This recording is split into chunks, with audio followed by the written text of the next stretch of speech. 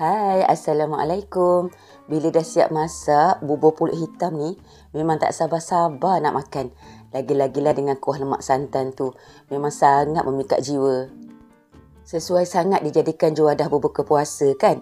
Yang ni saya buat sebelum bulan puasa tau. Jom, teman saya rasa. Bila dah siap masak, tak sabar-sabar nak rasa. Okey, ni dah suam sikit. Ya Allah, tak sabar kan nak makan dengan kuah lemak santan ni. Bismillahirrahmanirrahim.